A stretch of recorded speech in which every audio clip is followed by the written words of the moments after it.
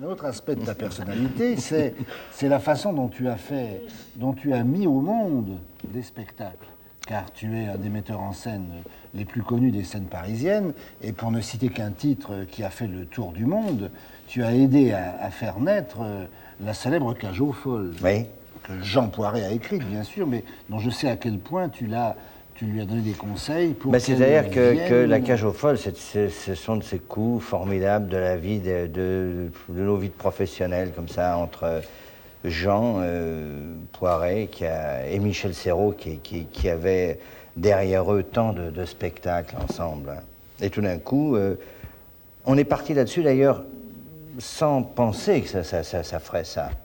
On a pensé qu'on avait un thème formidable. Surtout, moi, je le pensais, c'était eux deux. Parce que tout d'un coup, on enlevait complètement toute équivoque et toute ambiguïté. Parce que eux deux, d'ailleurs, on en parlait, eux deux, tout d'un coup, c'était devenu, disons-le, quoi, c'est un petit peu le travesti à l'usage des familles. Oui, Ça c'est devenait ça. quelque part gentil. Alors, ça a été une expérience formidable. Là où ça a été superbe, c'est quand entre le vendredi, je crois, et puis la journée, c'est passé 7 jours, une semaine. Et on a modifié la fin, on a coupé une demi-heure, on a retaillé, on a arrangé, et puis quand on a eu la générale, c'était superbe. Oui, tu viens de dire taillé. Je sais qu'il y a Laurence Olivier, un des plus grands comédiens et d'un des plus grands créateurs de spectacles du monde, tant au cinéma qu'au théâtre, a employé une très jolie expression pour définir le metteur en scène de Oui, théâtre. il a dit c'est un sculpteur de neige.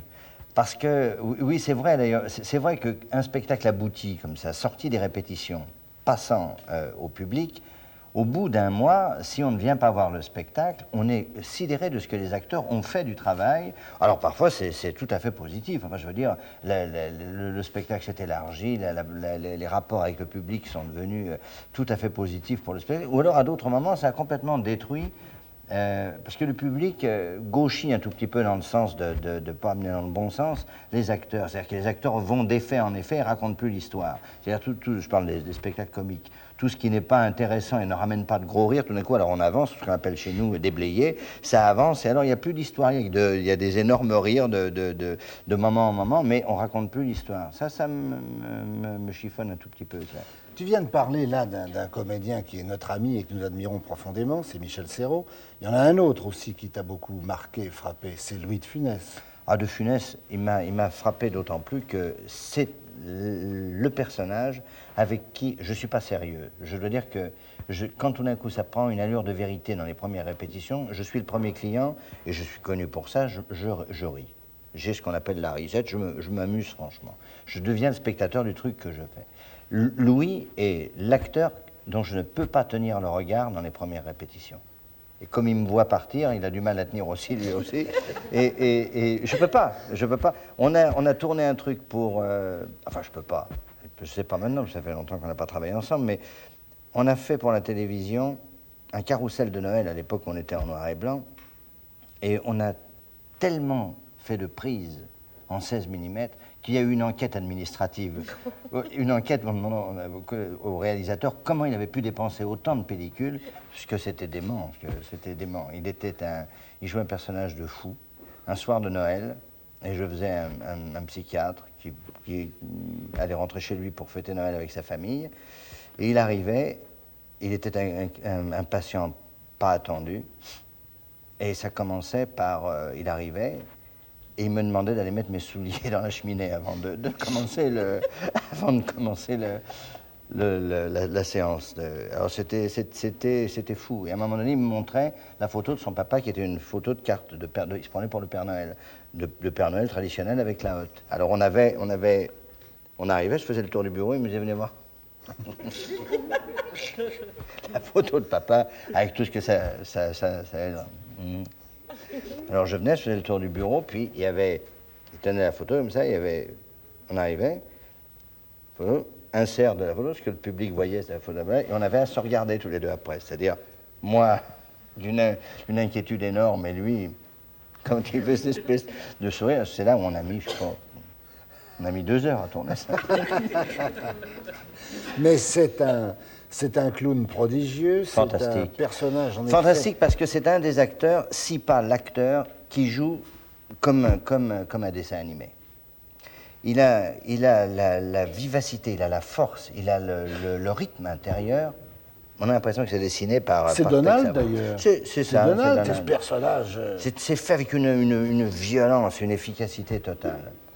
Mais c'est fou, d'ailleurs, à ce point-là. Et puis il a un œil terrible, Ah, comme, terrible, comme terrible. un coup de fusil. Terrible. Et d'une vérité totale, en plus de ça.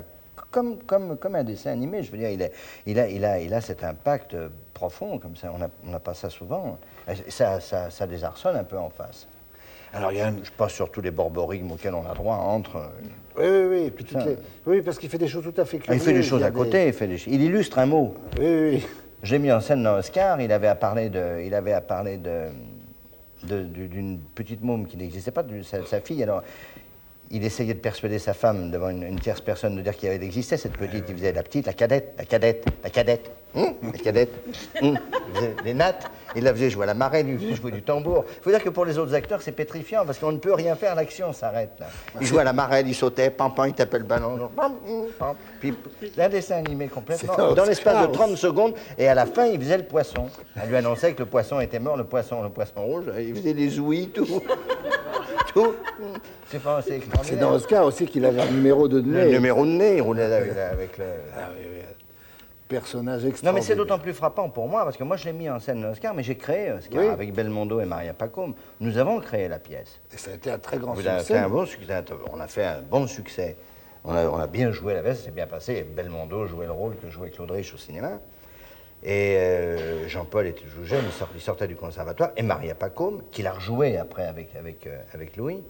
Mais je dois dire que à ce moment-là, quand il l'a repris, il est parti en tournée. C'était d'ailleurs le grand départ au théâtre de Louis. Il devait partir dans la Var. Et il a eu peur de cet avare qu'il n'a pas joué d'abord au théâtre et qu'il a fait après au cinéma. Il en avait envie depuis très longtemps. Il n'est pas parti dans la Var, il est parti avec Oscar. Oscar s'était arrêté et il est parti avec Oscar. Il avait déjà eu un gros succès en tournée. Et il l'a joué à la Porte Saint-Martin. Nous, à ce moment-là, moi, j'avais monté spécial dernière au Théâtre de la Renaissance qui jouxte la Porte Saint-Martin. Et moi, je rentrais en deuxième partie, j'allais le voir. J'allais le voir parce qu'il faisait des choses démentes. J'avais joué le rôle, alors après, quand je l'ai remis en scène, c'était passionnant pour moi. Quand tout d'un coup, il téléphonait et qu'il disait, voulez-vous que je déclare combien vous déclarez d'impôts? Il mettait le téléphone. Tout ce qu'il faisait était absolument dément. Non, parce que l'acteur, si vous voulez, moi j'ai le souvenir d'avoir fait ça. J'ai le souvenir d'avoir caché le téléphone. C'est un geste complètement instinctif, l'acteur. Mais chez Louis, c'est... Bien. Cette point-là, des proportions absolument extraordinaires.